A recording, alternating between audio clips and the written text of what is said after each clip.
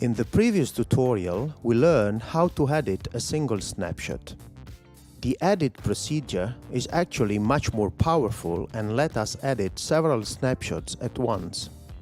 We can select, for example, more than one snapshot before clicking on the Edit button. In that case, multiple snapshots edit is displayed in the upper part of the snapshot navigator.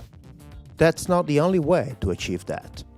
We could start with a click on Edit, no matter what is the current target snapshot. After all the changes and once clicked on Checkout, what is actually important is the selection of the target snapshots in the list, just before clicking on Apply.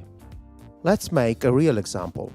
In our rig, a new clock requirement comes up, forcing us to change settings in our MUDI SRC.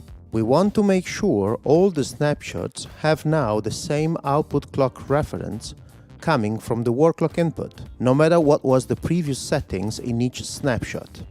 We go to the Snapshot tab, we click on Edit, select the Online method, go to the Clock tab, and change MUDI out ref to work clock in. We then click on Checkout. To make sure all the snapshots will also have identical settings about the 75 ohm termination with the current off value, we can click All on the Sync Edit area. We then go back to the Snapshot tab, select all the snapshots in the list with Command+A on Mac or Control+A on Windows, and then click on Apply. We can now double-check with the Scope Set Edit session if we could successfully change the desired settings in all the snapshots. Mission accomplished. Using Edit, we can also propagate settings already in use in the device to one or more snapshots. In other words, we are not forced to change parameters to perform a multiple edit. Let's make a propagate example. In our Xbox MD, the current patch of Dante is straight from the SFP MUDI input. However, snapshot number 2 offers a very detailed and nonlinear Dante patch, which we would like to propagate to the last 2 snapshots in the list, without changing the rest of their dataset. Let's rename snapshot number 2 with Origin to better follow the rest of the example. We first recall the snapshot Origin, paying attention that in the scope set the Dante routing detail is fully scoped. In this way, we update the current status of the Dante patch in the real device. We then click on Edit, Online, and then immediately click on Checkout, since we don't have to alter any parameter, but just propagate a portion of the current ones. We then include the entire Dante details with a click on the relevant All button. We select the last 2 snapshots, our target, and click on Apply. The last 2 snapshots now have the peculiar Dante patch propagated from the snapshot Origin. What if we want to achieve the same, but without changing the current status of the real device? In other words, we cannot recall that snapshot during our live gig, so let's go back in time before the last edits and discover another very powerful globcon feature.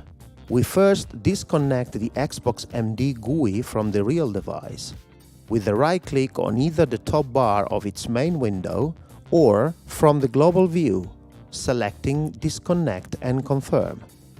Whatever we change now on the Xbox MD GUI is not affecting the real status of the device, but just our local environment, exactly like if it was a virtual device.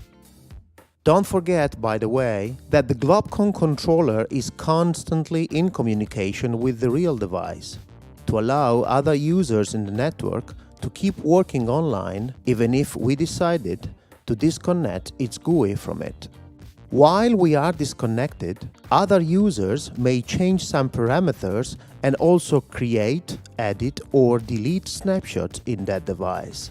Being disconnected from the real device, we can freely recall the snapshot Origin, edit it, clicking on Offline, Checkout, and propagate the peculiar Dante output patch. selecting the target snapshot and clicking on Apply. Now the local version of our snapshots are different from the ones currently stored in the globcon controller, since we modified them while being disconnected. If we would perform a push to update them in the controller, we would also change the current status of the device. We don't want that. So, we select the snapshot we edited, and with the right click we select Push Snapshot, a command which is useful and therefore available only when the device is disconnected from the controller. In this way, we have updated those snapshots in the globcon controller and in the real device, but we didn't touch its current status. We can now re-establish the connection with the real device selecting Pull, realigning our GUI and snapshots with the current status of the real device. In the end, we are now back online, we have the new version of the snapshots as per our editing, and we did that never touching the current status of the device. That's a kind of magic. Powerful, easy, globcon.